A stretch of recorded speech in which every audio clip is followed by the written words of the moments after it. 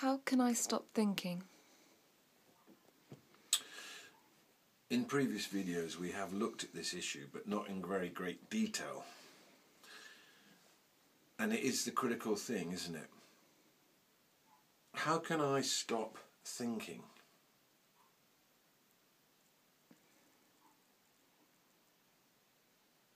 It's just extraordinary, isn't it, that you can't tell yourself to stop thinking. It shows you that you're not the thinker. If you were the thinker, you could shut up, but you can't. So who is that masquerading as you thinking that won't shut up when you tell it to? When people commit suicide, the only thing that makes them do it is their internal dialogue. It tells them, it evaluates how they're feeling, tells them how they're feeling, it tells them what to do about it. And then the last thing they hear is, go on, jump.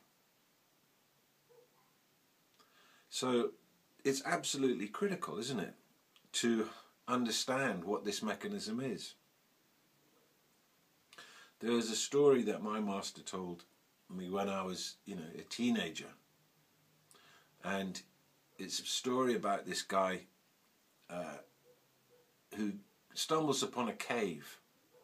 And inside the cave he finds a treasure, and amongst the treasure he finds a genie's lamp, which he rubs, a magic lamp. And he rubs the lamp, and the genie comes out of the bottle and goes, I'll do anything you want. I'll give you anything that you want. Just command me. I'm yours.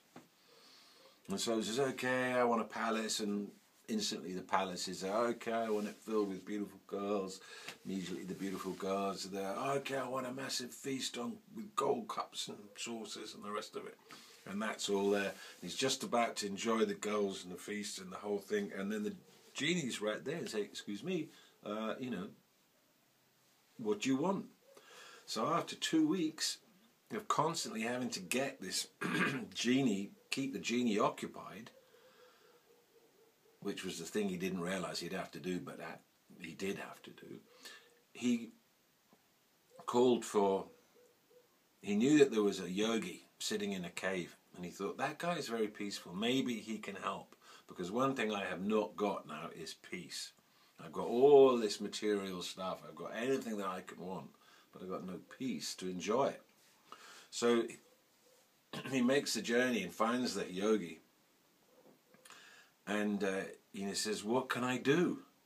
I've got everything, yet I have nothing. I've got no capacity for enjoyment. And the yogi says, well, the only thing you can do is to build a tower with a spiral staircase that leads to the top, and get the genie and say, look, genie, I command you to go up the spiral, and when you get to the top, come back down again, and when you get to the bottom, go back up again, and when you get to the top, come back down again, and keep doing that until I want you to do something else. It's exactly this. This is how you control the mind. You have to give it something to do. When you're a character in the dream, that character is created by your internal dialogue characterizing you.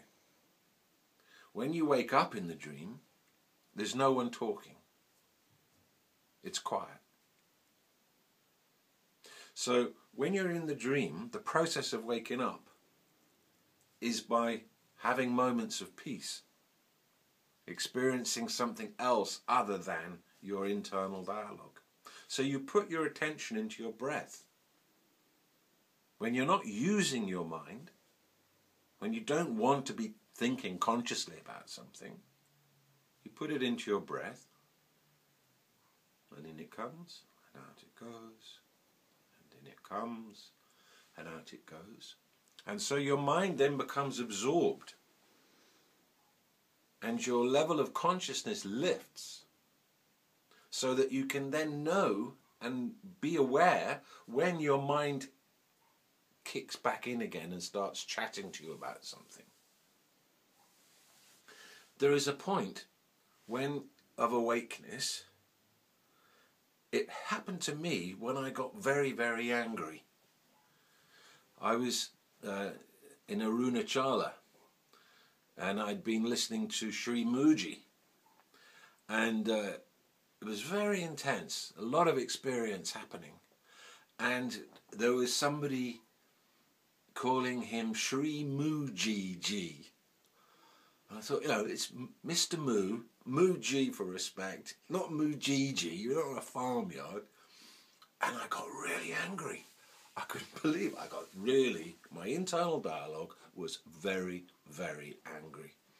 And it got to this point where I just couldn't talk to anybody. I just was so seething about whatever. But then I was sitting there, and then there was a djembe drummer. There's always a djembe drummer, just to really push it that extra level. And I don't think I've ever been that angry about nothing. And my internal dialogue was so furious, so indignant, so righteous, that I suddenly caught myself as looking at it. And I became intensely aware that actually it was just arising out of a set of energetic conditions. It wasn't me. That wasn't how I felt about Muji. That wasn't how I felt about the people. It was just manifesting spontaneously out of its own causes and conditions. And I thought, that's astonishing. So the one that was looking and perceiving that is the self. And it's quiet. It doesn't have any noise there. When you are the self that you are, the ground of your being, the luminous ground of being, you're not chatting. That the internal dialogue I now see arises spontaneously of its own accord out of who I'm being that anything is.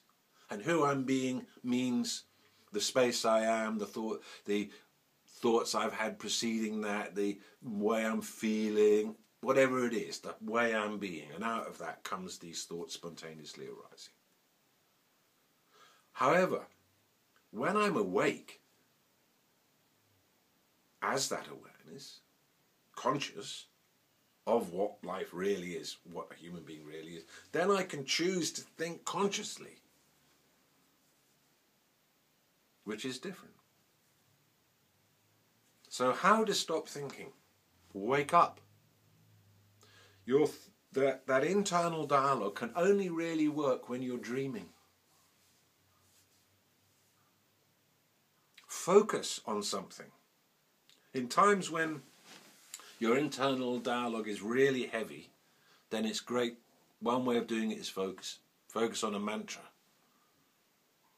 That works. Chanting a mantra on the most basic level. That really works. But really, we need to move away from thinking that we are the thinker. That's only one answer on the journey of who am I? I'm the thinker. Actually, you're not, and thinking that you are causes you a lot of suffering. But if you wake up a little more, you'll see it. It spontaneously arises of its own accord. Wow.